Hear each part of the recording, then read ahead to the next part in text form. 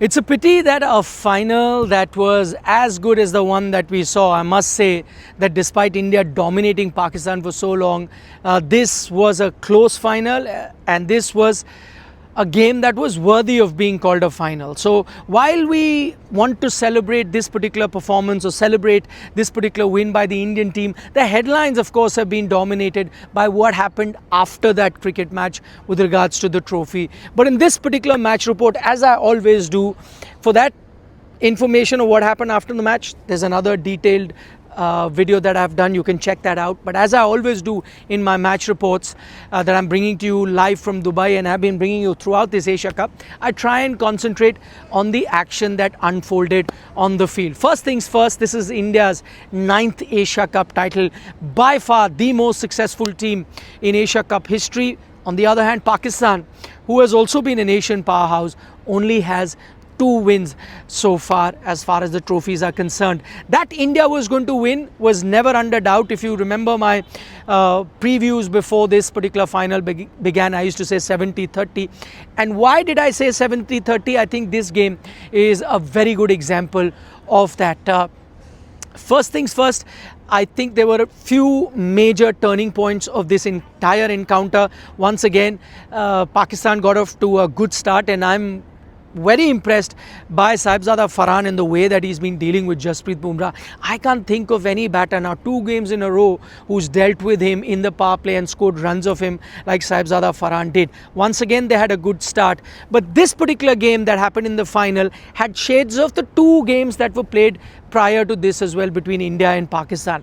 If you take a look at the collapse that happened in the second half of the inning, then it completely resembles the second game that happened between India and Pakistan. They had a good start in batting and then they had a collapse. So in that sense, if you take a look at it, then it's pretty much that.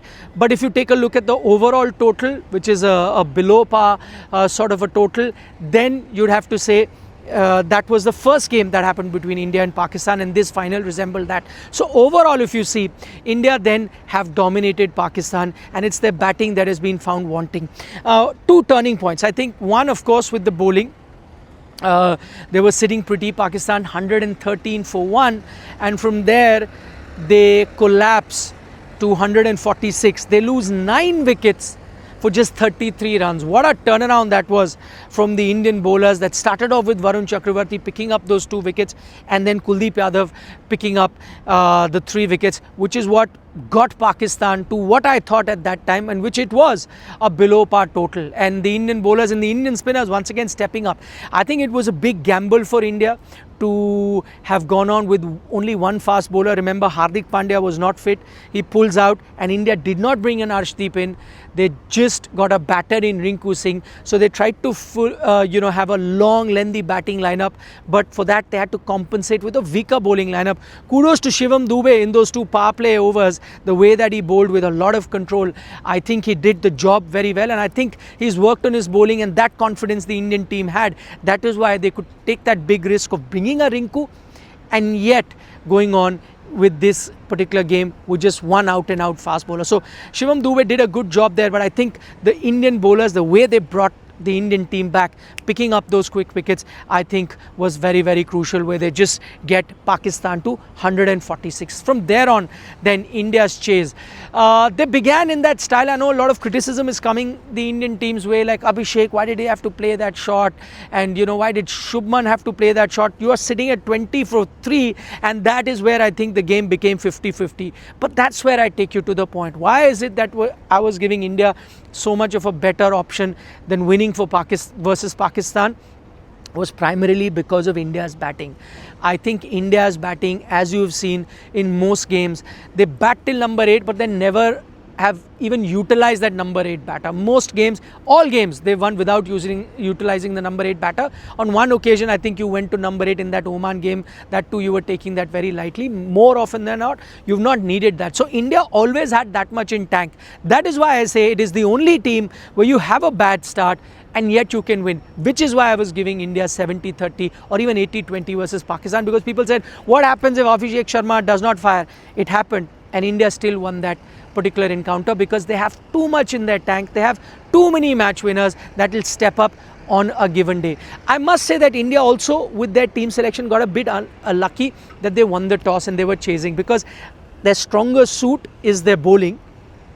Their stronger suit is their batting, and so no matter what total that could have been set, India would fancy themselves to chase it down. Had it been the other way around, you're only playing one fast bowler, there was a chance that the opposition team could really chase the total that you put out there, because then it goes out of your control. You saw with Sri Lanka as well, they were really trying to chase that down. So I think India was lucky in that sense that they are chasing. That way they could control the game, and eventually you saw that. So two big turning points, one in your bowling, one in your batting, and then Tilak Varma, what do I say? See, that's what I'm trying to say. The difference between India and the rest of the team in this Asia Cup was that they can bat at that strike rate. Even if you needed 10 and over, they can get to 10 and over without slogging. If Pakistan has to get those many runs or bat really with a very quick strike rate, they'll have to slog Pakistani batters, because stroke making is not there in them. Or, if you take a look at some other batting lineups in Afghanistan and so on and so forth that you saw, or Bangladesh that you saw in the Asia Cup, India can bat at that strike rate as if it's a normal thing to do, and Tilak showed that by playing a real mature inning. Shivam Dube again didn't get too many opportunities to bat in this particular Asia Cup, and yet when you needed him, chipped in there as well. Sanju, Samson with a crucial partnership there initially to calm India's nerve down, and then eventually, what do I say about Rinku Singh?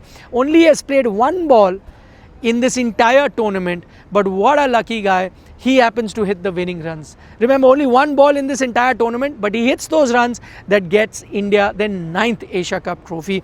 And after that, remember, you had Akshar as well. So I think that is where India is so far ahead with the rest of the team. Today was, again, a slightly bad day, some misjudgment here and there, and yet this Indian team won. I have a special name for this particular victory, because the environment is such and the mood is such and everything is being spoken about it. I'm calling it Operation Tilak. So Operation Tilak completed. Anyway, Sindoor and Tilak are very close. They can be cousins. And then Tilak Varma was the star of the show. So congratulations, India, on a successful completion of Operation Tilak on the day. What a knock by him. The man of the tournament is Abhishek Sharma. I think he truly deserves it. Has been very consistent. 7 consecutive scores of 30 plus. But if I was there, I would have made it a shared man of the tournament, and I would have given Kuldeep Yadav as well.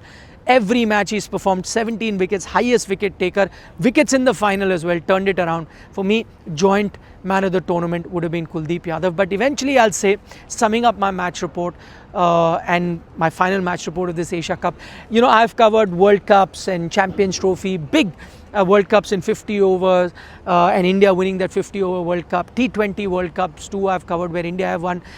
I must put this particular win also right up there. Even though this is just an Asian title, it's not even close to an ICC title.